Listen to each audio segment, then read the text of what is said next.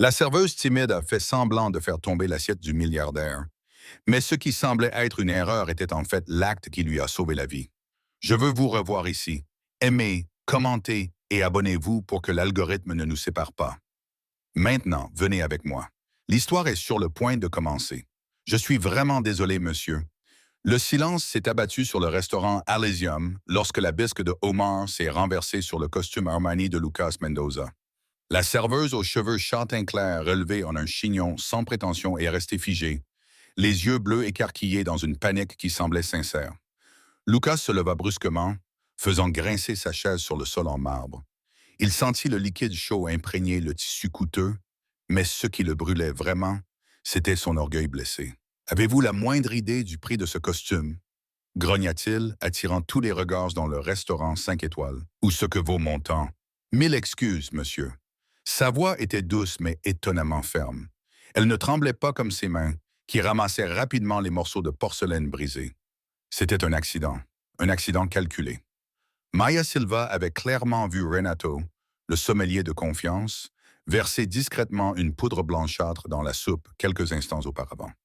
Le même Renato qui s'approchait maintenant avec un sourire faussement inquiet. Monsieur Mendoza, quel désastre! Laissez-moi immédiatement vous préparer un autre plat et vous présenter mes sincères excuses au nom de l'établissement. Cela ne nettoiera pas mon costume à 10 000 $, répliqua Lucas, ses yeux bruns foncés lançant des éclairs d'irritation à la serveuse agenouillée, ni ne me rendra le temps perdu. S'il vous plaît, monsieur, laissez-moi vous aider avec votre costume, proposa Maya, debout avec une serviette propre, même si elle savait qu'elle serait refusée. Lucas l'étudia un instant. Il y avait quelque chose d'intrigant chez cet employé, une dignité déplacée au milieu de cette situation humiliante. Ce n'était pas le comportement typique des serviteurs habitués à flatter sa fortune. Qu'attendez-vous? Un homme d'âge moyen à la table voisine cria au directeur. Virez immédiatement cette incompétente. Le directeur, Carlo, apparut instantanément à côté de Maya, le visage rouge d'humiliation. Mademoiselle Silva, venez dans mon bureau immédiatement. Non. Le mot sortit de la bouche de Lucas avant qu'il n'ait pu réfléchir. Tous les regards se tournèrent vers lui, stupéfaits, y compris celui de Ma. Je veux qu'elle reste et qu'elle me serve personnellement le prochain plat. Mais M. Mendoza, commença à protester le directeur. J'ai dit qu'elle reste, son ton ne souffrait aucune contestation. Et apportez-moi un autre costume. Je suis sûr qu'il y a une boutique de créateurs à moins de 10 minutes d'ici qui serait ravie de recevoir une commande urgente du PDG de Menopharma. Alors que Lucas se retirait pour se nettoyer dans les toilettes exclusives, Maya prit une profonde inspiration, ses doigts tremblant désormais pour une toute autre raison. C'était la première fois en un an qu'elle le voyait d'aussi près. Une année passée à observer de loin l'homme qui avait involontairement changé le cours de sa vie. Dans les toilettes en marbre italien, Luca desserra sa cravate trempée tout en fixant son reflet. À 33 ans, il dirigeait un empire pharmaceutique évalué à plusieurs milliards. 3 magazines économiques le présentaient comme le génie qui avait révolutionné le traitement du syndrome de Kohler, une maladie qui avait failli tuer sa mère 5 ans auparavant. Ce que personne ne savait, c'est qu'il n'avait pas mis au point la formule du Menovax. Lucas était brillant en affaires, pas en sciences. Sa plus grande chance avait été de trouver ses recherches abandonnées dans les archives de la petite entreprise pharmaceutique qu'il avait rachetée. Des recherches dont il n'avait jamais pu retrouver l'auteur. De retour dans la salle à manger, Lucas trouva un autre costume parfaitement taillé qui l'attendait et une table préparée dans un espace privé. La serveuse maladroite attendait à une distance respectueuse. Approchez-vous, ordonna-t-il en s'asseyant. Quel est votre nom complet? Maya Silva, monsieur. Eh bien, Maya Silva, savez-vous qui je suis? Elle acquiesça. Lucas Mendoza, PDG de Mendoarma. Et pourquoi une serveuse comme vous renverserait-elle délibérément de la bisque de homard sur quelqu'un comme moi? Son visage pâlit visiblement. Je ne l'ai pas fait, c'était un accident. Ne vous moquez pas de mon intelligence. Lucas se pencha en avant et baissa la voix. J'ai vu votre reflet dans la vitre. Vous avez délibérément incliné le plateau. Maya resta silencieuse, les yeux baissés, une posture que Lucas interpréta à tort comme un signe de culpabilité. Qu'est-ce que c'était? Un pari avec les autres employés? Vous vouliez vendre une histoire au tabloïd? Ou peut-être Il plissa les yeux. Quelqu'un vous a payé pour m'humilier publiquement. Monsieur, puis-je vous servir votre repas maintenant? Elle détourna la conversation, indiquant le nouveau plat que Carlo venait d'apporter en personne. Lucas fit un geste dédaigneux au directeur qui se retira à contre-cœur. Lorsqu'ils furent seuls, il désigna la chaise en face de lui. « Asseyez-vous. Excusez-moi. Vous n'êtes pas sourde. Asseyez-vous avec moi pendant que je mange. Considérez cela comme votre punition pour avoir ruiné mon costume préféré. » Maya hésita, puis se glissa sur la chaise indiquée, les mains jointes sur les genoux, aussi rigide que sa mâchoire. De près, Lucas remarqua que ses yeux n'étaient pas seulement bleus. Ils avaient des reflets de verre près des pupilles, des yeux analytiques et observateurs. « Depuis combien de temps travaillez-vous ici? » « 6 mois. Et avant cela, dans divers endroits. » Lucas sourit en coupant un morceau de mignon en feutre. « Vous n'êtes pas très bavarde, n'est-ce pas? » « Je n'ai rien de pertinent à dire à quelqu'un comme vous, monsieur. » Il haussa un sourcil. « Et qui serait exactement quelqu'un comme moi? » Pour la première fois, un léger sourire se forma sur ses lèvres. Quelqu'un qui connaît le prix de tout, mais la valeur de rien. Cette réponse le prit au dépourvu. Ce n'était ni la flatterie habituelle qu'il recevait, ni l'hostilité envieuse à laquelle il était parfois confronté. C'était quelque chose de plus, une observation précise que peu de gens oseraient faire. Vous n'êtes pas une simple serveuse. Ce n'était pas une question. Maya jeta un coup d'œil vers la fenêtre où les gratte-ciels de São Paulo scintillaient dans la nuit. Nous sommes tous plus complexes que nos professions, Monsieur Mendoza. Même moi? Demanda-t-il en coupant un autre morceau de viande. Elle l'étudia un instant. Surtout vous. Luca porta la fourchette à sa bouche, mais Maya tendit soudainement la main, arrêtant son bras. Ce contact inattendu envoya une décharge électrique dans le corps de Lucas. « Je ne mangerai pas ça, dit-elle, sérieusement. Vous me dites comment manger maintenant? Je vous dis que je ne fais pas confiance à la provenance de ce plat. » Lucas baissa lentement sa fourchette, le regard durci. « Expliquez-vous. » Maya se pencha vers lui et baissa la voix. « Le sommelier a mis quelque chose dans votre soupe. C'est pour ça que je l'ai renversé. » Son expression passa en quelques secondes de l'incrédulité à une fureur contenue. « Vous accusez quelqu'un d'avoir tenté de vous empoisonner sans preuve. » « Une preuve? » Elle rit avec humour. « C'est maintenant répandu partout sur votre costume ruiné. Je pensais que la priorité était de te garder en vie, pas de collecter des preuves. Et pourquoi devrais-je te croire? Parce que je suis toujours là, à risquer mon emploi, au lieu de simplement m'en aller après t'avoir sauvé la vie. » Elle soutint son regard. « Et parce que j'ai un diplôme de 3e cycle en chimie pharmaceutique et que je peux reconnaître certains composés même à distance. » La révélation le frappa comme un coup de poing. La serveuse timide à l'apparence fragile révélait des facettes que Lucas n'avait pas soupçonnées. La chimie pharmaceutique. Son regard se durcit. Surpris qu'une simple serveuse puisse avoir fait des études supérieures, Monsieur Mendoza. Surpris que quelqu'un avec un tel parcours serve des tables. Nous ne sommes pas tous nés avec un nom de famille qui ouvre des portes. Cette remarque le toucha plus qu'elle n'aurait dû. Lucas se pencha en avant.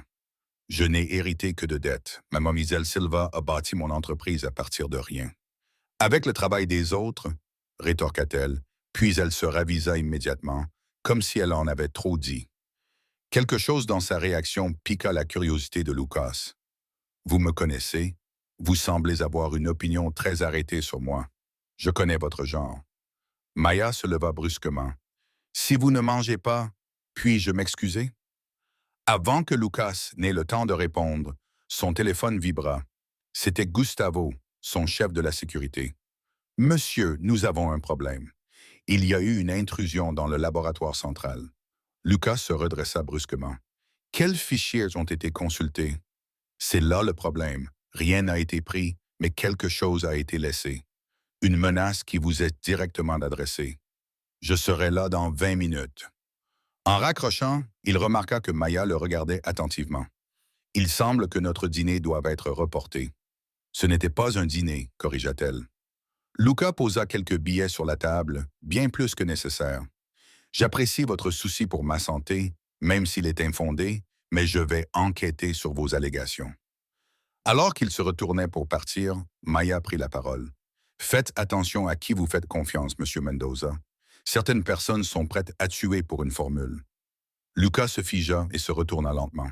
« Qu'avez-vous dit? » mais elle avait déjà disparu parmi les tables, ne laissant derrière elle qu'une serviette sur laquelle elle le avait griffonné un nom, Projet Sylphie, le nom du dossier secret contenant la véritable composition du Menovax. De même, le laboratoire central de Mendo Arma occupait 3 étages souterrains d'un bâtiment apparemment discret dans le quartier de Brooklyn. Lucas franchit les portes de sécurité successives avec une impatience croissante, ignorant les salutations nerveuses des gardes de nuit. Son esprit restait dans le restaurant, partagé entre la tentative présumée d'empoisonnement et la mystérieuse serveuse qui connaissait le projet Sylphie. Par ici, monsieur. Gustavo, un ancien policier fédéral à l'expression toujours sérieuse, le conduisit au laboratoire principal. Nous avons trouvé ceci sur votre poste de travail privé. Une seule enveloppe blanche reposait sur la console centrale. Lucas enfila des gants avant de l'ouvrir, révélant une carte avec des lettres découpées dans des magazines qui disaient « Le remède devrait appartenir à tout le monde. Vous avez 48 heures pour divulguer la formule, sinon vous serez le prochain à y en avoir besoin. » Quand cela s'est-il produit? Entre 19h30 et 20h15, consulta Gustavo dans ses notes. Le système de sécurité a été désactivé pendant exactement 8 minutes. Un travail de professionnel. Lucas sentit un frisson le parcourir. L'enveloppe avait été déposée exactement pendant qu'il dînait à l'Elysium, au moment même où Maya affirmait avoir vu quelqu'un essayer de l'empoisonner. « Je veux les images de toutes les caméras extérieures et des rues adjacentes, ordonna-t-il en se dirigeant vers son terminal privé, et renforcer immédiatement la sécurité chez ma mère. Pendant que Gustavo exécutait ses ordres, Luca tapa rapidement son mot de passe et ouvrit les fichiers du projet Sylphie. La formule originale du Menovax était intacte, apparemment inchangée.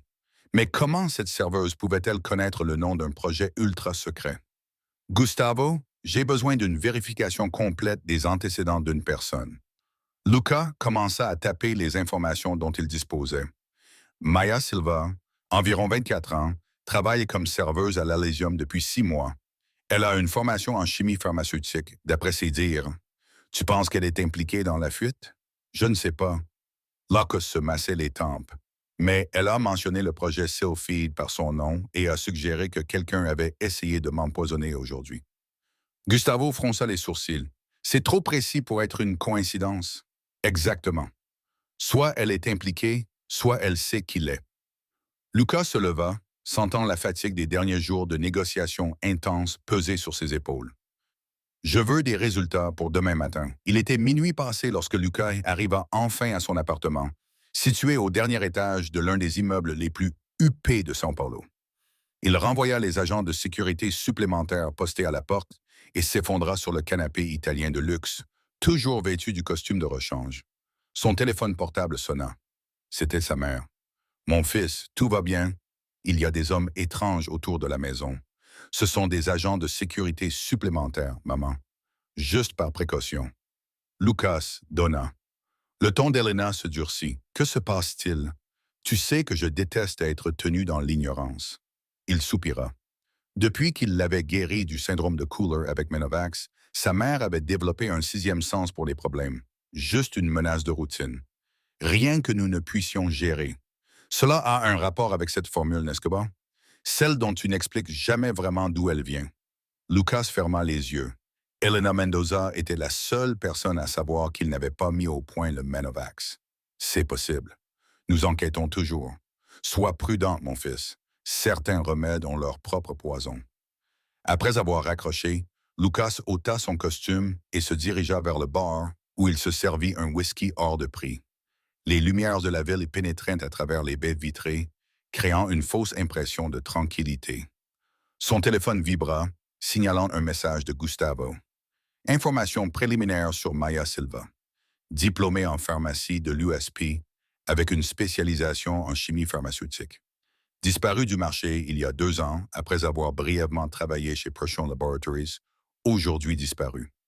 Lucas faillit laisser tomber son verre.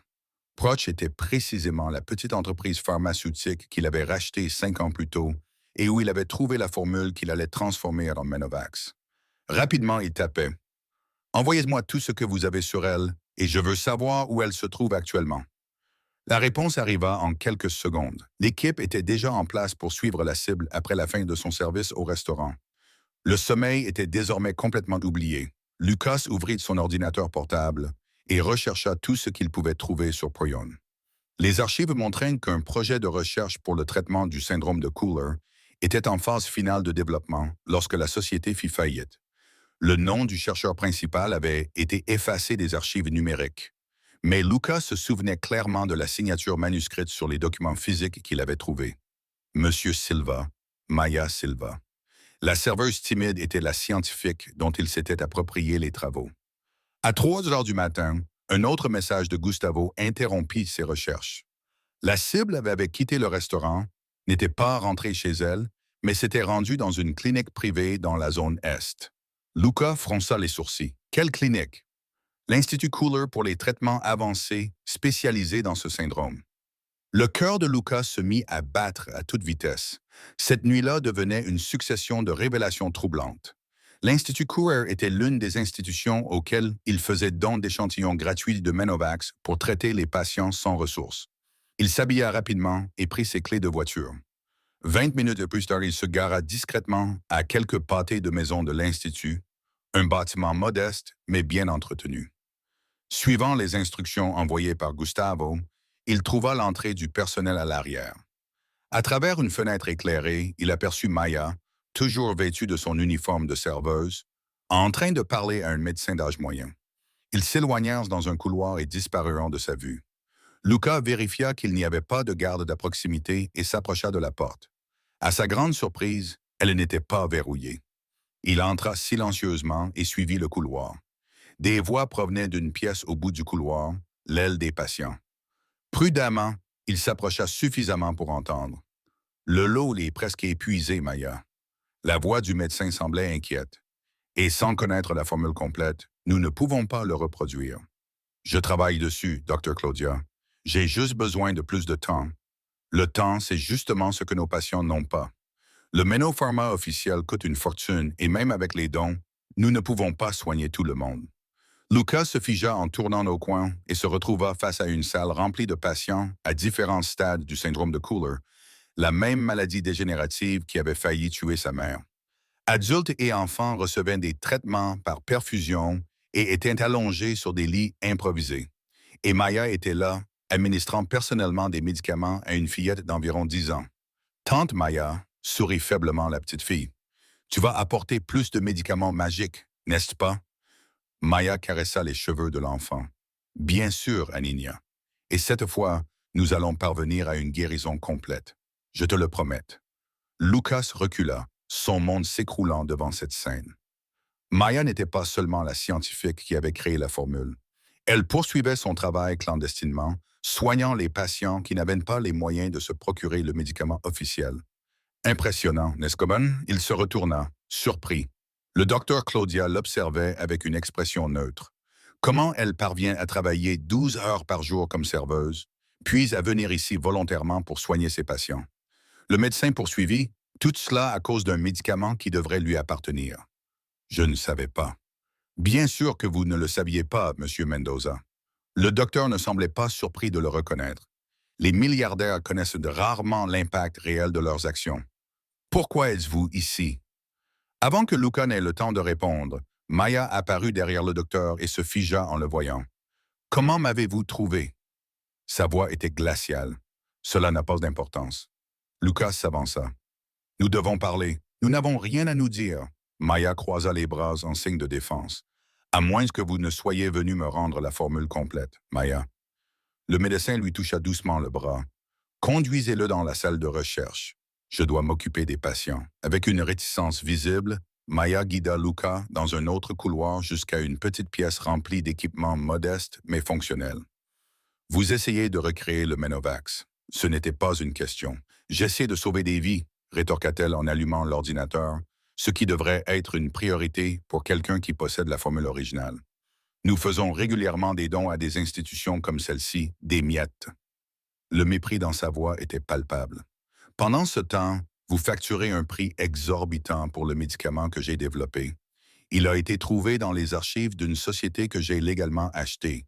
Une société qui a fait faillite parce qu'elle a rejeté mes recherches. Maya frappa la table. Elle finit par perdre son sang-froid. Ils ont pensé qu'il était trop risqué d'investir dans le développement. Quand je suis revenu pour essayer de récupérer mon travail, j'ai découvert que vous aviez tout acheté et que, miraculeusement, vous aviez créé Menovax en un temps record. Lucas sentit le poids de la vérité l'écraser. Je ne savais pas qui était l'auteur original. J'ai essayé de le trouver, mais il n'y avait aucune trace. Bien sûr qu'il n'y en avait pas. Le directeur de Proyon s'en était assuré lorsqu'il m'avait licencié, affirmant que mes recherches appartenaient à l'entreprise. Il a effacé mon nom de tout, avant même de vous vendre le produit. Elle rit sans humour. Vous avez eu de la chance, n'est-ce pas? Pourquoi me racontez-vous tout cela maintenant? Qu'est-ce qui a changé? Demanda Lucas, sincèrement intrigué par le moment choisi pour cette révélation. Maya hésita, son expression s'adoucissant un instant. Parce que quelqu'un essaie de vous tuer pour obtenir la formule complète. Et même si je vous méprise pour ce que vous avez fait, je ne pense pas que vous méritiez de mourir pour cela. La sincérité de ses paroles le frappa avec une force inattendue. L'enveloppe dans le laboratoire, la tentative d'empoisonnement. Vous pensez qu'il y a un lien? J'en suis sûr. Maya ouvrit un fichier sur l'ordinateur, et je pense savoir qui est derrière tout ça. L'écran affichait des photos de surveillance du laboratoire de Menopharma. Comment as-tu obtenu ça? Demanda Lucas perplexe. J'ai mes contacts. Elle agrandit l'une des images montrant un homme entrant avec une carte d'accès. Tu le reconnais? Lucas sentit son sang se glacer. Eduardo Bretto, mon directeur financier et deuxième actionnaire de la société, également connu comme l'ancien directeur de recherche de Prune, qui m'avait licencié lorsque j'avais présenté la formule initiale de ce qui allait devenir Mendovax. Les pièces commençaient à s'assembler. Eduardo m'avait approché après que j'eus racheté Prune, m'avait proposé d'investir, affirmant qu'il connaissait le potentiel caché de la société car il savait exactement ce que contenaient les archives. Maya a complété mes recherches. Mais pourquoi essayer de me tuer maintenant, après tout ce temps? Mia a croisé les bras parce que j'ai découvert une application élargie pour Menovax, une utilisation qui pourrait multiplier sa valeur par 10. Lucas sentit son souffle se couper et Eduardo l'a pris. Probablement. Elle ferma le dossier. Maintenant, il veut la formule complète pour lui-même, sans vous dans les pattes. Le silence pesait entre eux, chargé d'implications. Lucas finit par parler. Que veux-tu, Maya? Vengeance, argent, reconnaissance. Elle le regarda comme si la réponse était évidente. Je veux que ces enfants survivent. Je veux que les gens ordinaires aient accès au traitement sans avoir à vendre leur maison. Je veux la justice. Et si je pouvais t'offrir tout cela? Elle rit amèrement. Quoi? Tu vas réduire les prix?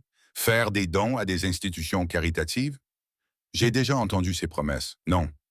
Lucas soutint son regard. Je te propose un partenariat. Nous retournons ensemble au laboratoire. Tu retrouves l'accès à tes recherches initiales. Nous développons l'application étendue et tu reçois le crédit que tu mérites, y compris financier. Maya l'étudia avec méfiance. Pourquoi ferais-tu cela maintenant? Par remords? Pour la justice, comme tu l'as dit, et parce que nous avons besoin l'un de l'autre pour survivre à cette nuit. Elle resta silencieuse pendant un long moment, puis tendit la main. Un partenariat temporaire jusqu'à ce que nous ayons résolu ce problème. Lorsque leurs doigts se touchèrent lors de la poignée de main, quelque chose de plus qu'un accord professionnel se scella entre eux.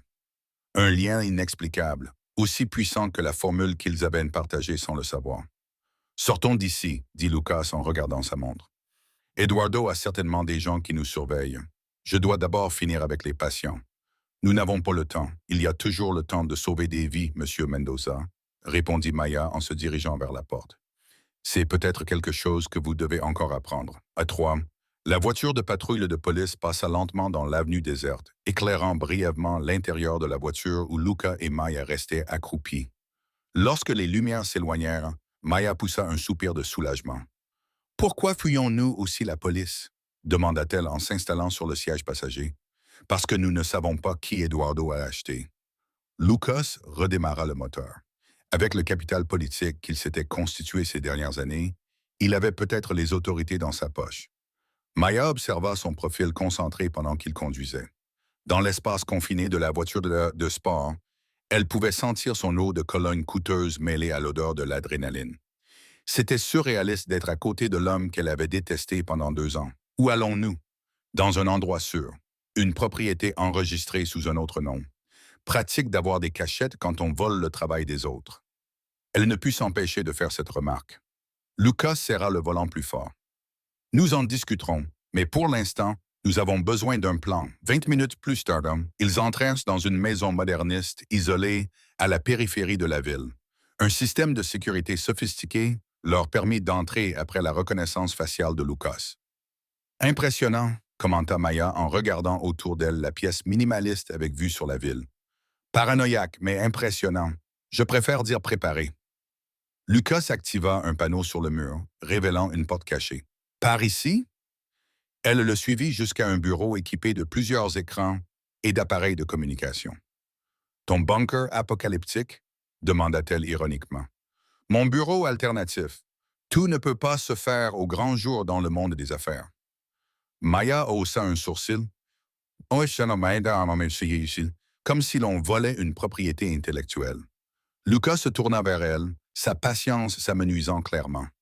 J'ai racheté une entreprise en faillite et j'ai trouvé des recherches prometteuses dans les archives. J'ai investi des millions pour les développer et les transformer en un médicament fonctionnel qui a sauvé des milliers de vies, y compris celle de ma mère, si vous étiez venu me chercher. J'ai essayé. Elle l'interrompit. J'ai demandé 3 fois à rencontrer le grand Lucas Mendoza. 3 fois, votre assistant m'en a empêché. Cela le prit par surprise. Je n'ai jamais reçu aucune demande de votre part. Bien sûr que non. Eduardo s'en est assuré. La mention de ce nom les ramena à la réalité présente. Lucas s'assit et commença à taper sur l'un des ordinateurs. Vérifions les accès d'Eduardo au laboratoire au cours des derniers mois. Maya s'approcha, regardant par-dessus son épaule. Elle était suffisamment proche pour qu'il sente la chaleur de son souffle. Là, dit-elle en pointant l'écran, des accès nocturnes réguliers au cours de la semaine dernière, toujours à la même heure, et toujours dans le laboratoire de biochimie avancée où nous conservons les échantillons originaux de Menovax. Elle croisa les bras. Il essaye de procéder à une ingénierie inverse de la formule. Sans succès, apparemment, d'où la nécessité de m'éliminer et d'obtenir la formule complète ou de me retrouver, ajouta Maya. Il a dû découvrir que je recrée certaines parties de la formule à l'Institut Kohler. Lucas se cala dans son fauteuil, une nouvelle inquiétude surgissant. S'il a découvert ton secret, l'Institut n'est plus sûr. Le visage de Mia pâlit. Les patients.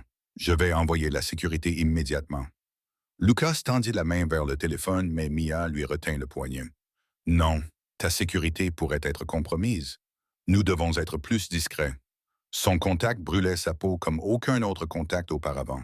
Il y avait une intensité indéniable entre eux, peut-être le résultat d'une situation extrême, peut-être quelque chose de plus profond. As-tu une meilleure suggestion? Oui. Elle lâcha son bras et se dirigea vers l'un des ordinateurs. Appelle cette personne, c'est le seul en qui j'ai confiance pour protéger l'Institut. Le nom qui apparut à l'écran surprit Lucas. Rafael Nunes, ancien directeur de la sécurité de Meno Pharma, qui avait démissionné après des désaccords avec Eduardo. Rafael ne travaille plus pour moi, mais il me rend parfois service. Gratuitement. Lucas ressentit une pointe de jalousie qu'il réprima rapidement. Vous êtes amis? Elle l'interrompit. Il m'a aidé à mettre en place le système de sécurité de l'Institut quand il a découvert ce que je faisais. Pendant que Lucas passait son appel, Maya se dirigea vers la fenêtre pour observer les lumières de la ville. La robe noire de l'uniforme du restaurant semblait déplacée dans cet environnement high-tech. Ou peut-être était celle qui était déplacée, une scientifique se faisant passer pour une serveuse, fuyant désormais aux côtés de l'homme qui avait volé son travail. Raphaël se rend à l'Institut, informa Lucas en raccrochant. Il garantit que personne n'entrera ni ne sortira sans l'autorisation du docteur Claudia. Merci, répondit-elle sans se retourner. Un silence gênant s'installa entre eux. Lucas finit par le rompre. Avez-vous vraiment mis au point une application étendue pour le Menac? Maya tourna les yeux, brillant d'un mélange de fierté et de prudence. Oui.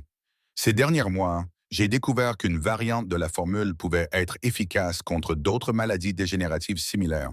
Pourquoi n'avez-vous pas breveté cette découverte? Elle rit avec humour. Avec quel argent? De plus, sans accès à la formule originale complète, je ne peux pas finaliser la recherche. Que j'ai, que vous avez, acquiesça-t-elle. Lucas se leva et s'approcha. Donc, nous avons vraiment besoin l'un de l'autre. Vous avez l'extension. J'ai la formule originale Et Eduardo veut les deux, ce qui signifie que nous sommes tous les deux en danger, conclut Lucas. Nous devons agir vite. Quel est le plan? Tout d'abord, nous devons nous reposer. Il vérifia l'heure. 4h30 du matin. Nous avons quelques heures avant qu'Eduardo ne se rende compte que nous ne sommes pas là où nous devrions être. Nous allons nous reposer pendant qu'il prépare notre assassinat. Pour l'instant, notre meilleure arme est notre lucidité. Luca désigna une porte. Il y a une chambre d'amis là-bas. Essayez de dormir un peu. Demain, nous accéderons au laboratoire central à l'aide de mes codes d'urgence et récupérerons la formule originale ainsi que vos nouvelles découvertes. Maya semblait sur le point de protester, mais la fatigue dans ses yeux était évidente. 2 heures. Ensuite, nous devons agir. D'accord. Lorsqu'elle a disparu derrière la porte, Lucas s'est laissé tomber dans le fauteuil, le poids des événements le frappant enfin. En quelques heures, sa vie parfaite s'était transformée en un thriller conspirationniste. Et au centre de tout cela, une serveuse timide qui était en fait le cerveau derrière sa plus grande réussite. L'ironie était qu'au lieu de se sentir menacé par cette révélation, il se sentait étrangement soulagé. Le secret qu'il portait depuis des années, à savoir qu'il n'était pas vraiment le créateur du médicament, était enfin révélé au grand jour. Son téléphone vibra, signalant un message d'Eduardo. Réunion d'urgence demain, 9H. Objet, sécurité de la formule, présence obligatoire. Un piège évident. Luca posa son téléphone et se dirigea silencieusement vers la porte de la chambre d'amis. À travers la fente, il vit Maya endormie sur les couvertures, toujours vêtue de l'uniforme du restaurant. Son visage, détendu dans son sommeil, semblait plus jeune et plus vulnérable. Quelque chose se tordit en lui. De la culpabilité, de l'admiration, ou peut-être quelque chose de plus profond et de plus dangereux. En moins de 24 heures, elle avait bouleversé son monde. Et pour une raison incompréhensible, il ne pouvait pas la détester pour cela. Lucas ferma doucement la porte et retourna à son ordinateur. S'il devait affronter Eduardo, ils auraient besoin de preuves concrètes. Il commença à compiler les enregistrements des accès, des transferts financiers suspects et des communications interceptées. À 6h30, l'odeur du café frais emplit la pièce. Maya sortit de la chambre, les cheveux attachés en un chignon improvisé, le visage lavé. « Tu as dormi ?» demanda-t-elle en acceptant la tasse qu'il lui tendait. « Non. Tu as trouvé quelque chose d'utile ?» Luca désigna l'écran. Eduardo avait transféré des sommes importantes vers des comptes offshore ces dernières semaines et recevait fréquemment la visite d'un représentant de Nexus Pharmaceuticals, notre principal concurrent. Maya acquiesça et s'approcha pour voir les documents. Il vend la formule. Il semblerait, ou du moins, il prévoit de la vendre. Elle but une gorgée de café, pensive. Nous devons accéder au laboratoire. La formule complète du Menovax et mes nouvelles découvertes sont les seules preuves concrètes dont nous disposons. C'est risqué. Mais laisser Eduardo gagner est encore plus risqué. Leurs regards se croisèrent et une compréhension tacite s'installa entre eux. Des ennemis transformés, un allié par nécessité. « J'ai des vêtements qui pourraient vous aller », proposa Lucas, à moins que vous ne préfériez envahir un laboratoire pharmaceutique hautement sécurisé habillé en serveuse. Un sourire réticent apparut sur ses lèvres. « Ce n'est pas mon premier choix, je l'admets. » 30 minutes plus tard, Maya sortit de la pièce vêtue d'un pantalon noir et d'une chemise bleue, tous deux trop grands pour son petit corps, mais fonctionnels. Prête? Elle acquiesça, attachant ses cheveux en une queue de cheval sévère.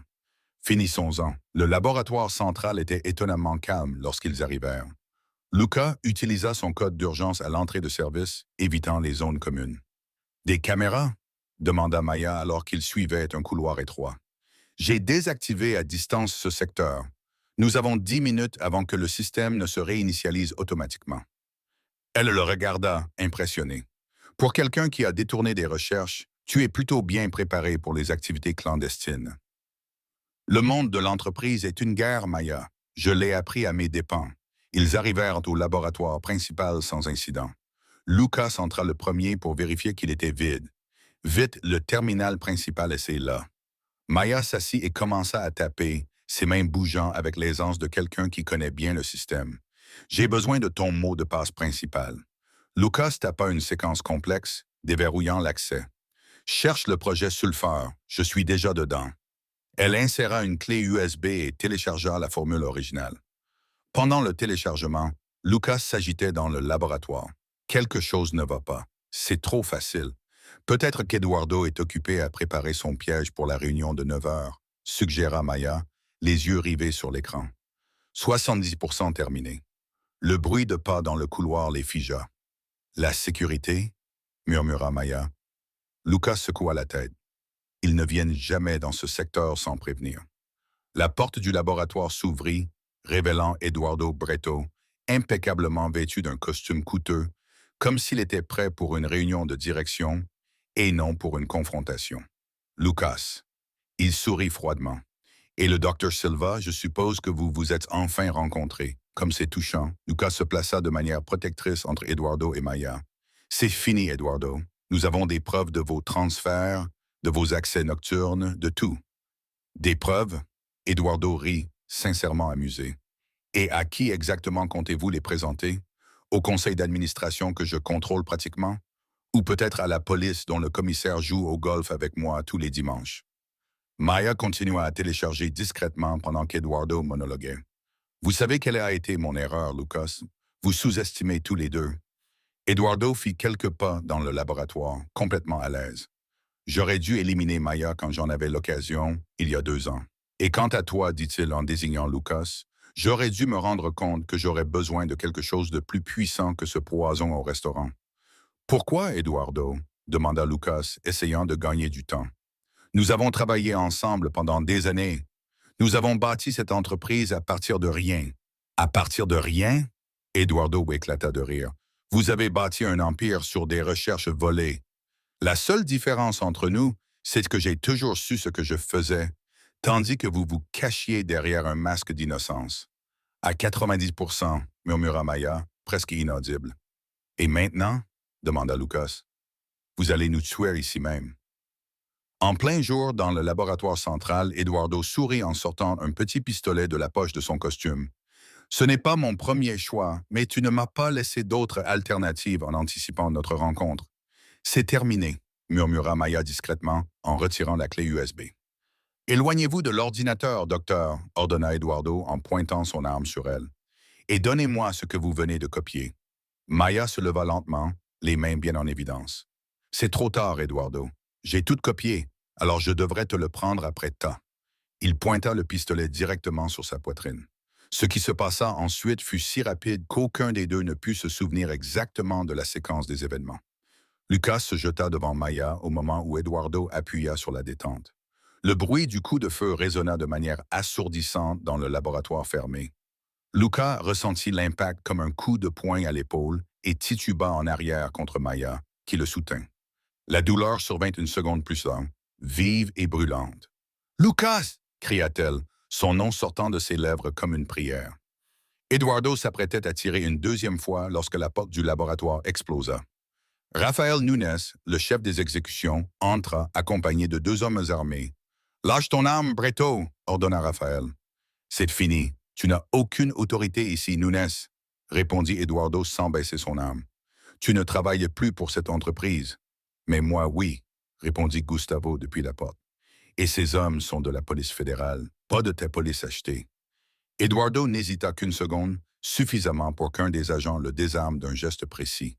Pendant qu'Eduardo était immobilisé, Maya aida Lucas à s'asseoir par terre, appuyant sur sa blessure à l'épaule. « Pourquoi as-tu fait ça ?» demanda-t-elle, les larmes brillant dans ses yeux. « Pourquoi t'es-tu jeté devant ?» Lucas sourit faiblement, la douleur brouillant sa vision. « Peut-être que je commence à comprendre qu'il y a des choses plus importantes que les profits et les brevets. » Comme quoi? Elle pressa un tissu improvisé contre la blessure. Comme faire ce qui est juste, comme sauver des vies. Il posa sa main sur sa blessure, comme tu l'as toujours fait. Leurs regards se croisèrent. Des décennies de conversations tacites passèrent entre eux en quelques secondes. Ennemis, partenaires et maintenant quelque chose d'indéfinissable. Unis par une formule qui pourrait sauver des millions de vies. Sortons d'ici. Raphaël s'approcha. Les ambulanciers arrivent. Alors qu'on le transportait, Lucas garda les yeux fixés sur Maya. La formule. Est-elle en sécurité? Elle lui montra la clé USB qu'elle tenait fermement dans sa main. Oui, les 2 versions. Bien. Il ferma les yeux, épuisé. Parce que nous avons beaucoup de travail devant nous, partenaire. La dernière chose que Lucas vit avant de perdre connaissance fut le sourire de Mia. Ce n'était plus le sourire timide de la serveuse réservée, mais le sourire confiant de la brillante scientifique qui avait enfin retrouvé sa place. Et pour la première fois depuis des années, Lucas Mendoza sentit que peut-être, juste peut-être, il pourrait devenir l'homme qu'il avait toujours prétendu être. La lumière du soleil matinal filtrait à travers les stores de l'hôpital, projetant des ombres rayées sur l'épaule bandée de Lucas. Le médecin lui avait assuré que la balle était passée proprement, douloureuse, mais sans danger pour sa vie. Maya était assise sur une chaise à côté du lit, ses doigts tournant nerveusement la clé USB qui contenait leur avenir. La police a arrêté Eduardo, rapporta Gustavo, debout au pied du lit, mais son avocat fait déjà du bruit au sujet de l'insuffisance des preuves. Il n'y avait aucune empreinte sur l'arme. Bien sûr que non, marmonna Lucas. Eduardo n'est pas stupide. Nous avons les images de vidéosurveillance, rétorqua Maya. Et des témoins, répondit Gustavo, l'air sombre. Le système de vidéosurveillance a mystérieusement cessé de fonctionner au moment précis de la fusillade, et les seuls témoins, c'est nous, que les avocats d'Eduardo présentent comme des conspirateurs contre lui. Le poids de la réalité s'abattit sur eux. Les relations d'Eduardo étaient plus étendues qu'ils ne l'avaient imaginé. Et la formule? Demanda Lucas en désignant la clé USB dans la main de Maya. Ce n'est pas suffisant, répondit-elle. Le simple fait de la posséder ne prouve pas qu'il ait essayé de la voler ou qu'il ait tenté de commettre un meurtre. On frappa à la porte. Le docteur Claudia entra, le visage marqué par l'inquiétude. Maya, je dois te parler en privé. Le ton grave de sa voix incita Mia à la suivre immédiatement à travers la porte entr'ouverte. Luca pouvait voir leur conversation intense dans le couloir. Lorsque Mia revint, son visage était livide. Les hommes d'Eduardo ont fait une descente à l'Institut ce matin. Ils ont confisqué toutes mes recherches sur l'application étendue. Raphaël a réussi à évacuer les patients, mais quoi? Luca l'interrompit lorsqu'elle hésita. Ils ont trouvé ta mère là-bas, Lucas. Elle faisait secrètement du bénévolat, aidant aux traitements expérimentaux. Lucas eut l'impression d'avoir reçu une nouvelle balle. Ma mère dans ta clinique? C'est impossible. Elle vient depuis des mois, dit Maya doucement. Elle ne voulait pas que tu le saches. Elle disait que tu ne comprendrais pas son besoin d'aider les autres après d'avoir survécu elle-même. Cette révélation le laissa sans voix. Sa mère, l'élégante et raffinée Elena Mendoza, travaillant dans une clinique de fortune dans le quartier le plus pauvre de la ville. Où est-elle maintenant? En sécurité. Raphaël l'a emmenée avec les patients dans un autre endroit. Je dois la voir. Gustavo s'avança. Monsieur, avec tout le respect que je vous dois, ce n'est pas prudent pour vous. Je m'en fiche. Luca tenta de s'élever, grimaçant lorsque la douleur lui transperça l'épaule. Eduardo a dépassé les bornes. D'abord mon travail, puis Maya, maintenant ma mère. Ton travail? Maya plissa les yeux. Vous voulez dire mon travail? La tension qui s'était temporairement apaisée entre eux ressurgit. Avant que Lucas n'ait pu répondre, son téléphone sonna pour signaler un appel vidéo entrant, le nom d'Eduardo s'affichant à l'écran. Mettez le haut-parleur, conseilla Gustavo, se positionnant pour enregistrer discrètement la conversation. Lucas répondit, la voix calme malgré la colère qui le traversait. Eduardo. Lucas, mon ami. Sa voix douce ne trahissait en rien l'homme qui avait tenté de commettre un meurtre quelques heures plus tôt. Comment va ton épaule? Mieux que ta situation juridique. Eduardo rit. Oh, je ne m'inquiéterai pas pour ça. Demain, à cette heure-ci, je serai en train de siroter des cocktails pendant que tu te battras pour sauver ce qui reste de ton entreprise. De quoi parles-tu? Une réunion d'urgence du conseil d'administration a été convoquée pour 15 heures aujourd'hui. Le sujet? Ta stabilité mentale et ton aptitude à diriger après tes accusations délirantes contre un collègue respecté. Ton comportement erratique récent est profondément inquiété des actionnaires. Lucas serra les mâchoires. Ils ne te croiront pas. Ils me croient déjà, surtout après que je leur ai montré les images de toi en train de t'introduire dans le laboratoire avec un espion industriel, un ancien employé mécontent qui nourrit une rancune avérée contre l'entreprise. Maya se raidit à côté de lui. Tu t'es magnifiquement discrédité, Lucas, en fuyant la police, en manquant des réunions prévues, en proférant des accusations extravagantes, sans parler de l'attaque déchaînée contre moi dans le laboratoire où tu as failli te faire tuer. La révision calculée des événements était stupéfiante par son audace. Ça ne marchera pas, déclara Lucas, bien que l'incertitude assombrit sa conviction. Ça a déjà marché. Oh, et Lucas, ta mère te passe le bonjour. L'appel fut coupé, laissant place à un silence horrifié. Il bluffe, dit immédiatement Gustavo. Il ne peut pas avoir ta mère. Lucas se tourna vers Maya, dont le visage avait perdu toute couleur. Raphaël a-t-il récemment confirmé où elle se trouvait? Je vais l'appeler maintenant. Ses doigts tremblants composèrent le numéro. Après plusieurs sonneries sans réponse, elle secoua la tête. Il ne répond pas. Lucas se força à sortir du lit, ignorant les protestations de son corps blessé. Nous devons partir maintenant, Lucas. Tu n'es pas en état. Ma mère est en danger, Maya. Tout comme l'œuvre de ta vie. Nous n'avons pas le temps d'être prudents. Pendant que Lucas remplaçait sa blouse d'hôpital par les vêtements que Gustavo avait apportés, Maya faisait les 100 pas dans la chambre, son esprit scientifique envisageant tous les scénarios possibles. Eduardo ne peut pas présenter sa propre formule sans éveiller les soupçons, raisonna-t-elle.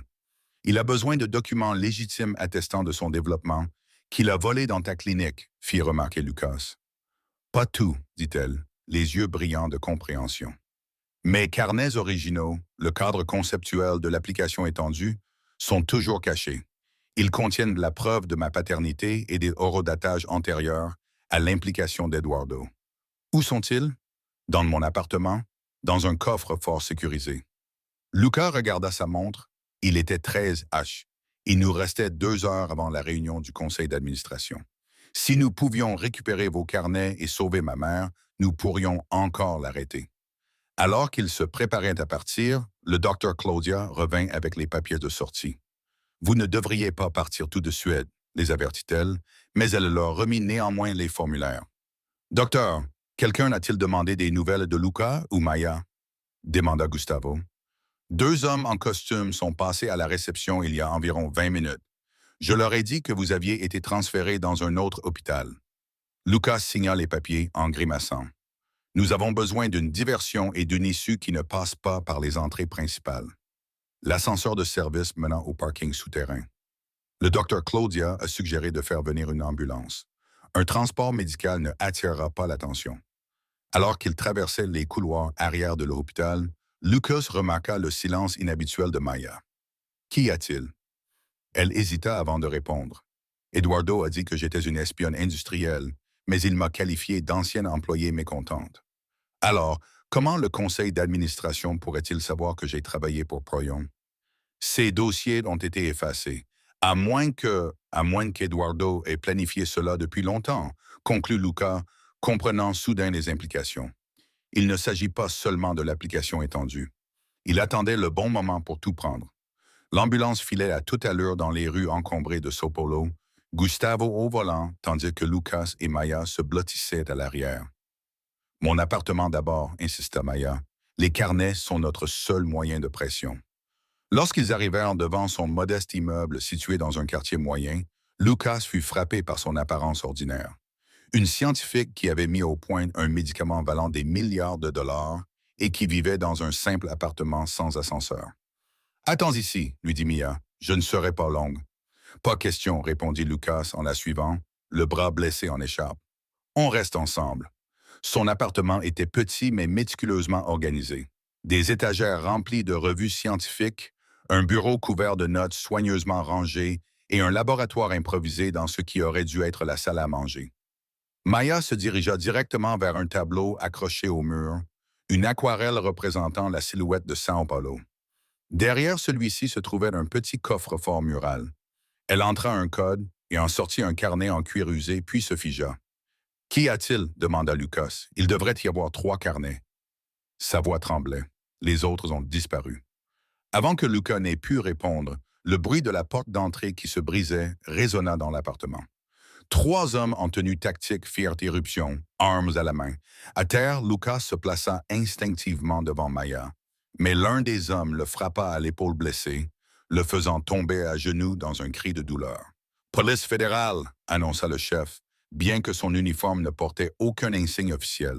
« Maya Silva, vous êtes en état d'arrestation pour espionnage industriel, vol de propriété intellectuelle et exercice illégal de la médecine.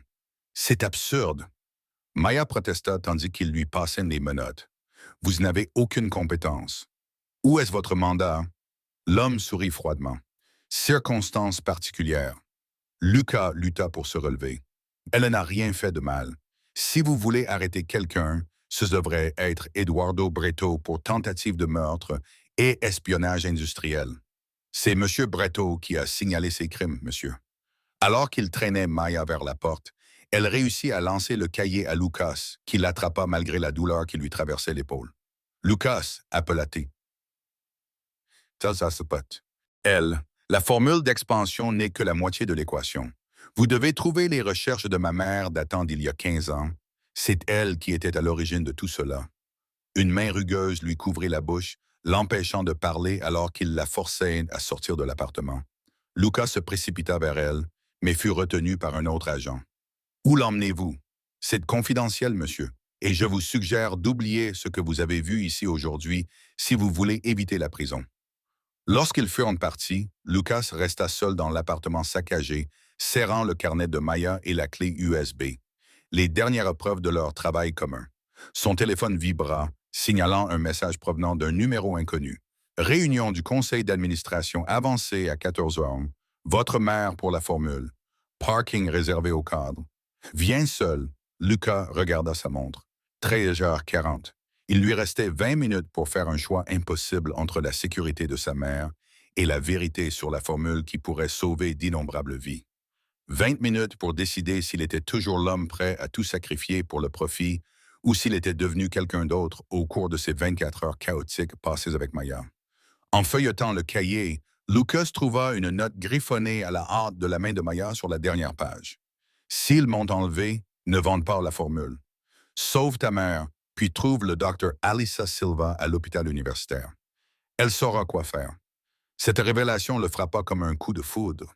Le docteur Alissa Silva, la mère de Maya, la chercheuse à l'origine des travaux que Maya avait poursuivis. Tout prit soudainement un sens terrible. Le parking réservé au cadre était faiblement éclairé et étrangement silencieux lorsque Lucas arriva à 13h58. Son épaule blessée lui faisait mal sous sa veste de costume, lui rappelant constamment à quel point la vie pouvait changer rapidement. Il y a 24 heures, il était un PDG pharmaceutique célèbre à la réputation irréprochable. À présent, il était un criminel présumé, se précipitant pour sauver à la fois sa mère et la femme qui avait bouleversé son monde. Juste alors, la voix d'Eduardo résonna dans la structure en béton. Il sortit de derrière un pilier, flanqué de 2 gardes de sécurité, toujours aussi ponctuels. « Où est ma mère? » demanda Lucas en scrutant le parking. Eduardo fit un signe et un autre garde apparut, guidant doucement Elena Mendoza vers lui. Elle semblait indemne, mais visiblement bouleversée. Lucas. Sa voix tremblait de soulagement. « Que se passe-t-il? Ces hommes ont dit que tu avais des ennuis. »« C'est compliqué, maman, » répondit Lucas, sans quitter Eduardo des yeux. « Tu vas bien? Ils t'ont fait du mal? »« Je vais bien, » l'assura-t-elle, même si ses yeux trahissaient sa peur. Mais ils ont emmené Maya. Elle aidait ses enfants, Lucas, le travail qu'elle accomplit. « Silence, s'il te plaît, Elena, » Eduardo l'interrompit doucement. « Les retrouvailles familiales plus tard. Les affaires maintenant. » Il tendit la main vers Lucas, la formule et la clé USB, les 2 versions. Lucas hésita. Et Maya, où est-elle? Elle discute de ses recherches avec des parties intéressées. Son avenir dépend entièrement de notre transaction ici. Ne fais pas ça, Lucas, insista Elena. Le travail de Maya est trop important. L'application élargie pourrait aider des milliers de personnes supplémentaires. J'ai dit silence, s'écria Eduardo, son apparence soignée se fissurant momentanément. Lucas observa attentivement son ancien collègue. Tu savais depuis le début, n'est-ce pas? À propos des recherches originales du docteur Elissa Silva, à propos de Maya qui poursuivait le travail de sa mère. Une lueur de surprise traversa le visage d'Eduardo. Tu as été très occupé depuis l'hôpital. Oui, je savais qu'Alissa Silva était brillante, tout comme sa fille. Elle avait presque achevé le traitement Collard il y a 15 ans, mais elle est morte avant de le finaliser. Et tu as enterré ses recherches, accusa Lucas. Tout comme tu as essayé d'enterrer celle de Maya, corrigea Eduardo. J'ai reconnu la valeur de cette propriété intellectuelle et je l'ai protégée jusqu'à ce que le moment soit venu. La formule n'était pas commercialement viable à l'époque. Le marché n'était pas prêt. Des gens mouraient, intervint Elena. Des gens meurent tout le temps, rétorqua froidement Eduardo. Mais les profits ne viennent qu'une seule fois. Maintenant, la formule. Lucas. Lucas fouilla dans sa veste et en sortit la clé USB et le cahier de Maya. Voici ce qui va se passer. Vous allez libérer ma mère et me dire où se trouve Maya. Ensuite, nous parlerons de la formule. Eduardo éclata de rire. Tu n'es pas en position de négocier. J'ai le conseil d'administration dans ma poche, la police coopère et ta réputation est en lambeaux. Dans 1 heure, tu seras destitué de ton poste de PDG et tous tes codes d'accès seront révoqués. Peut-être, reconnut Lucas, mais tu ne pourras jamais reproduire l'application étendue sans ces notes. Maya est trop intelligente pour avoir tout noté dans les recherches que tu as volées. Un regard calculateur traversa le visage d'Eduardo. « Amenez Madame Mendoza », ordonna-t-il à l'un des gardes. Alors qu'Elena était escortée vers lui, Eduardo tendit la main vers la clé USB. À ce moment-là, Lucas aperçut un visage familier dans l'ombre derrière les hommes d'Eduardo. Raphaël. L'ancien chef de la sécurité lui fit un signe de tête presque imperceptible. « Vous savez, Eduardo, dit Lucas sur le ton de la conversation, pour quelqu'un qui se soucie autant de la sécurité, vous avez manqué quelque chose d'essentiel. Quoi donc? Ma mère ne se contentait pas de faire du bénévolat à la clinique. Elle la finançait. Eduardo fronça les sourcils. En quoi cela change-t-il quelque chose? Cela signifie qu'elle a un statut légal en tant qu'investisseur principal dans la recherche appliquée élargie de Maya et qu'à ce titre, elle a installé ses propres protocoles de sécurité sur Q. Les lumières du garage clignotèrent et le bruit lointain des sirènes de police se fit plus fort. « Qu'est-ce que c'est? » demanda Eduardo, soudain méfiant. « La vraie police fédérale, » expliqua Elena d'une voix étonnamment ferme. « Contrairement à vos voyous à gages, » répondit Eduardo, le visage déformé par la rage. Il se jeta sur la clé USB, mais Lucas était prêt. Malgré son épaule blessée, il réussit à esquiver et à asséner un coup de poing puissant à la mâchoire d'Eduardo avec son bras valide. Le chaos éclata lorsque Raphaël et son équipe sortirent de leur cachette et engagèrent le combat avec les gardes d'Eduardo. Elena se précipita vers Lucas alors qu'il récupérait la clé USB tombée par terre. « Maman, comment as-tu... » « J'ai appelé Raphaël dès qu'ils m'ont amené ici, » expliqua-t-elle rapidement. « Je travaille avec lui et Maya depuis des mois. Pensais-tu vraiment que je ne reconnaîtrais pas les signes d'une personne qui prépare un rachat d'entreprise? J'ai été marié à ton père, après tout. » Pour la première fois depuis des années, Lucas regarda sa mère d'un nouvel œil. Elena Mendoza n'était pas seulement la patiente fragile qu'il avait sauvée avec Menovax. C'était une femme redoutable, dotée de ressources et d'une grande intelligence. « Où est Maya? » insista-t-il avec insistance. « Ils la retiennent dans le centre de recherche privé de Mendo Arma, à la périphérie de la ville, celui qu'Eduardo t'a convaincu de ne pas déclarer. » Lucas se sentit mal. Ce centre secret était une idée d'Eduardo, un lieu où mener des recherches à l'abri de toute surveillance réglementaire. Il avait accepté, séduit par la promesse de cycles de développement plus rapides et davantage concurrentiels. « Nous devons y aller immédiatement, » insista-t-il. « C'est déjà fait, » répondit Raphaël, qui les rejoignit alors que la police emmenait Eduardo et ses hommes en garde à vue. « Notre équipe est en route, mais nous devons nous dépêcher. Si Eduardo ne donne pas de nouvelles, il pourrait lui faire du mal. » Alors qu'ils se précipitaient vers l'installation, Lucas étudia le carnet de Mia et essayant de déchiffrer ses notes prises à la hâte sur l'application étendue. Ce qu'il trouva à la place, ce furent des comptes rendus détaillés des recherches originales de sa mère, accompagnés de dates, d'horodatage et de protocoles expérimentaux qui dataient clairement d'avant son acquisition de Proyon. « Elle savait depuis le début, » murmura-t-il. Maya savait que la formule Menovax était basée sur les travaux de sa mère. « Oui, » confirma Elena doucement. « Elisa Silva était mon médecin il y a 15 ans, lorsque les premiers symptômes du choléra sont apparus. Elle développait le traitement lorsqu'elle est morte subitement dans un accident de laboratoire. »« Un accident ?» demanda Lucas. Le visage d'Elena s'assombrit. C'est ce qui a été conclu, mais Maya n'y a jamais cru. Lorsque vous avez miraculeusement mis au point Menovax après avoir acheté Proyon, elle savait que quelqu'un avait trouvé les recherches de sa mère. Pourquoi n'a-t-elle pas immédiatement révélé la vérité? La formule n'était pas complète, expliqua Elena. Eliza est morte avant de la finaliser. Maya avait besoin d'accéder à la version complète pour prouver qu'elle était basée sur les travaux de sa mère. Lucas sentit le poids de la vérité l'écraser, et je lui ai refusé cet accès, perpétuant sans le savoir le vol. Tu ne savais pas, dit Elena doucement. Eduardo s'en est assuré. Le centre de recherche privé apparut. Un bâtiment sans prétention niché parmi les entrepôts de la banlieue de Sao Paulo. L'équipe de Raphaël avait déjà sécurisé le périmètre et plusieurs gardes de sécurité étaient assis menottés près de l'entrée. À l'intérieur, ils trouvèrent Maya dans un laboratoire stérile, entourée d'hommes en blouse blanche qui la pressaient de leur expliquer ses recherches. Lorsqu'elle vit Lucas, ses yeux s'écarquillèrent, exprimant à la fois du soulagement et de l'incrédulité. « Lucas, comment as-tu reçu mon message ?» expliqua-t-il, et rapidement. « À propos de ta mère, elle comprit alors, tandis que l'équipe de Raphaël arrêtait les autres chercheurs. Lucas se précipita vers elle et la libéra des sangles qui la retenaient à la chaise. « Tu es blessé ?»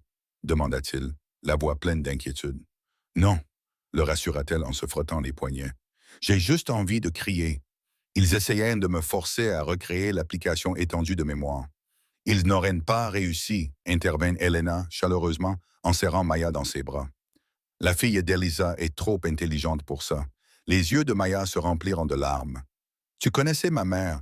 Elle était mon médecin et mon amie, » confirma Elena. « Elle serait si fière que tu poursuives son travail malgré tout. » Lucas observait la scène avec une compréhension grandissante.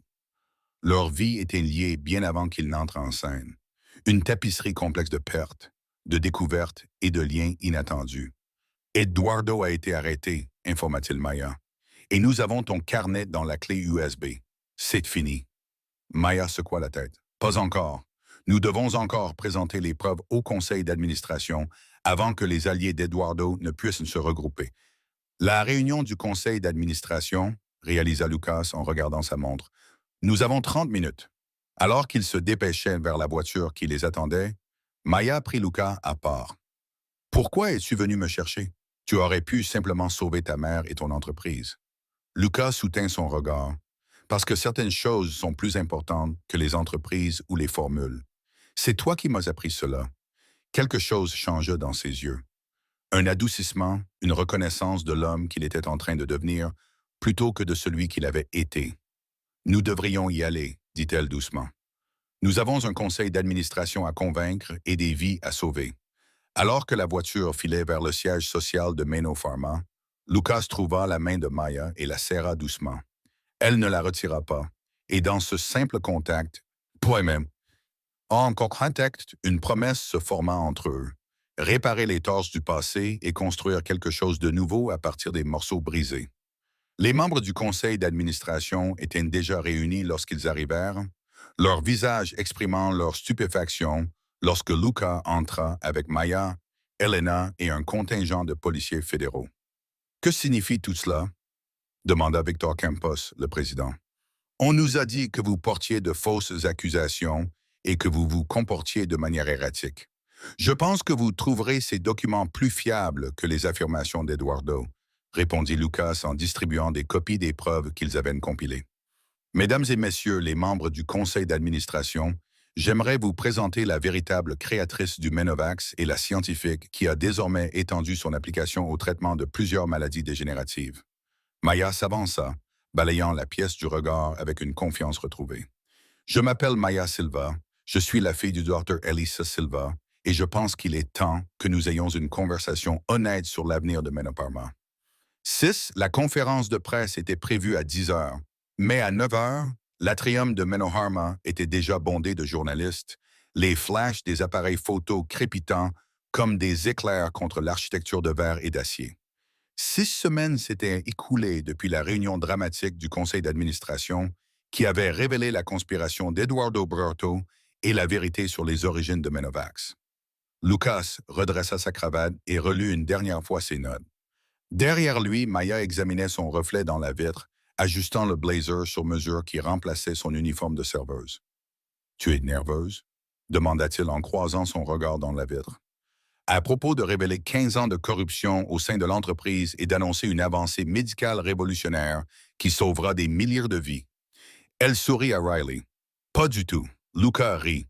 Au moins, votre sarcasme est toujours intact, Dr. Silva. Certaines choses ne changent jamais, acquiesça-t-elle. Même s'ils savaient tous deux que ce n'était pas vrai, tout avait changé. Helena entra, élégante comme toujours, mais avec une nouvelle vitalité qui venait de son travail au Cooler Institute, désormais officiellement financé. Ils sont prêts à vous recevoir tous les deux. Le procureur fédéral vient également d'arriver. Les dernières semaines avaient été un tourbillon de procédures judiciaires, de restructuration et de guérison, tant physique qu'émotionnelle. Eduardo était accusé de tentative de meurtre, d'espionnage industriel et de fraude, tandis que plusieurs membres du conseil d'administration avaient démissionné en raison de leur complicité. Pendant ce temps, Lucas et Maya avaient travaillé sans relâche pour intégrer son application améliorée dans les recherches officielles de Mendoarma. N'oublie pas, avait conseillé Helena, il ne s'agit pas seulement de rendre justice à ta mère, Maya. Il s'agit de l'avenir du traitement de milliers de patients. Mia acquiesça en redressant les épaules. Je sais. Nous sommes prêts. Alors qu'ils se dirigeaient vers la salle de presse, Lucas toucha doucement le coude de Mia. Un instant. Il la guida vers un coin tranquille, à l'abri des regards indiscrets. Avant de commencer, j'ai quelque chose à te dire. Lucas, nous allons être en retard pour notre propre conférence de presse. Ils peuvent t'attendre. Il prit d'une profonde inspiration. Ces dernières semaines passées à travailler avec toi, à apprendre de toi m'ont changé. Je ne suis plus le même homme qui a renversé de la soupe il y a 6 semaines. Un sourire se dessina sur ses lèvres. Je crois que c'est moi qui ai renversé la soupe. Techniquement. Tu vois, tu restes précise même quand j'essaie de créer un moment intime. Son exaspération feinte la fit rire. Désolé. Continuez votre moment. L'expression de Lucas s'adoucit. Je veux officialiser notre partenariat, Maya. Pas seulement sur le plan professionnel, mais aussi sur le plan personnel. Elle écarquilla les yeux. Vous proposez une fusion, Monsieur Mendoza? Je propose un dîner ce soir. Juste nous deux. Pas de formule, pas d'entreprise, pas de situation mettant notre vie en danger. Mais je ne peux pas promettre que je ne renverserai pas quelque chose sur moi juste pour perpétuer la tradition. Le rouge qui colorait ses joues valait bien tous les moments d'incertitude qu'il avait endurés, se demandant si elle pourrait un jour le voir autrement que comme l'homme qui avait profité du travail de sa mère. Je suppose que cela serait acceptable, répondit-elle, son ton professionnel trahi par la chaleur de son regard. À des fins de recherche, bien sûr, strictement scientifiques. Leurs rires partagés résonnèrent dans le petit espace. Un moment de joie privée avant d'affronter la tempête publique. La conférence de presse se déroula exactement comme prévu. Luca commença par reconnaître officiellement la vérité sur le développement du Menovax. Il rendit hommage aux recherches révolutionnaires du Dr. Ray Elisa Silva et à Mia pour avoir poursuivi l'œuvre de sa mère. Il annonça la nomination de Mia au poste de directrice scientifique et la création de la Fondation Elisa Silva, dédiée à rendre le traitement accessible dans le monde entier. Lorsque ce fut au tour de Mia de prendre la parole, elle a captivé l'Assemblée en expliquant clairement le potentiel de l'application élargie pour traiter non seulement le syndrome de Kolar,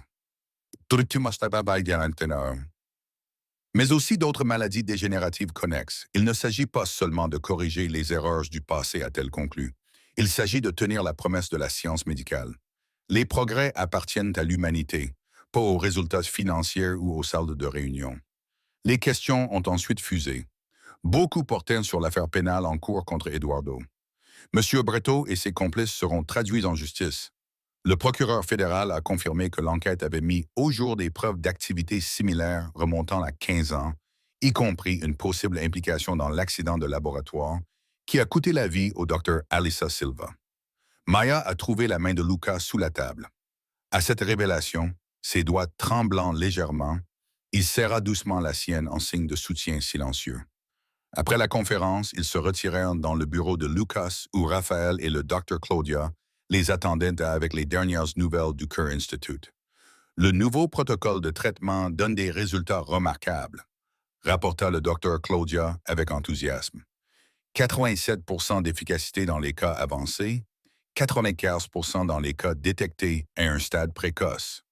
Et la réduction des coûts de production nous permet de le proposer à 1/10 du prix précédent, ajouta Raphaël en examinant les projections financières.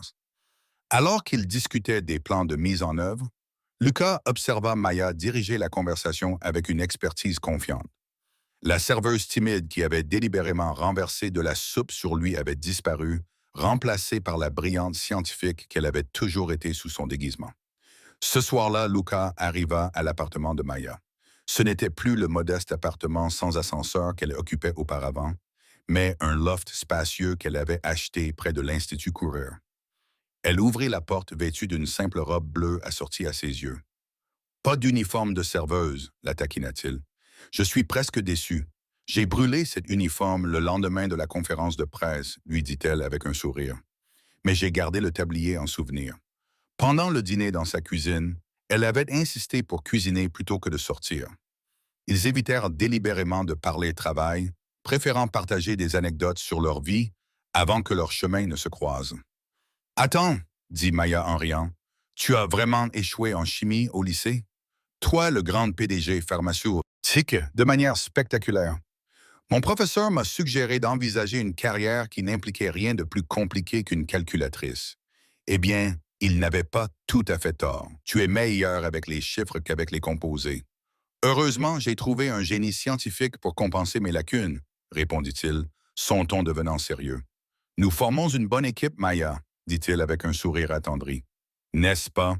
Contre toute attente, alors qu'ils débarrassaient de la table ensemble, Lucas se surprit à la regarder sans cesse, toujours émerveillé par le chemin qui les avait menés ici. Lorsque leurs mains se rencontrèrent en attrapant la même assiette, aucun des deux ne se retira. « Je ne t'ai jamais remercié comme il se doit, » dit-il doucement, « pour m'avoir sauvé la vie cette nuit-là, pour m'avoir donné une chance de devenir quelqu'un de meilleur. Tu as pris une balle pour moi, lui rappela-t-elle. Je pense que nous sommes quittes, pas du tout. Lucas se tourna vers elle. J'ai volé l'héritage de ta mère, Maya, sans le savoir, mais quand même. Et maintenant, tu m'aides à le restaurer. Elle lui caressa doucement la joue. Nous ne pouvons pas changer le passé, Lucas. Mais ces 6 dernières semaines m'ont montré que nous pouvons en tirer quelque chose de significatif. Il recouvrit sa main de la sienne. Quelque chose comme ça. Le baiser fut d'abord doux, plus une question qu'une exigence. Elle répondit en se rapprochant, les bras autour de son cou. La question trouva une réponse certaine. Plus tard, ils se tinrent sur son balcon, contemplant les lumières de la ville, son bras autour de ses épaules, tandis qu'elle s'appuyait contre lui. Alors, que va-t-il se passer maintenant? Demanda-t-elle. Entre nous? Lucas fit semblant d'y réfléchir sérieusement. Eh bien, traditionnellement, le PDG milliardaire et la brillante scientifique qui a révélé ses lacunes éthiques deviendraient des ennemis acharnés. C'est le protocole standard des romances en entreprise. Est-il trop tard pour suivre le protocole? Demanda-t-elle, jouant le jeu. J'ai bien peur que oui. Nous nous sommes déjà considérablement écartés du scénario standard. Maintenant, nous sommes coincés avec toute cette histoire de rédemption par l'amour. Elle rit en se tournant dans ses bras. Quel dommage! Et comment cette histoire se termine-t-elle? Historiquement, il écarta une mèche de cheveux de son visage. Le PDG autrefois arrogant apprend l'humilité, la scientifique sous-estimée revendique la place qui lui revient, et tous deux révolutionnent leur secteur tout en tombant follement amoureux. Très prévisible, en fait. Ça a l'air terrible, murmura-t-elle en se mettant sur la pointe des pieds pour l'embrasser à nouveau. Faisons-le quand même.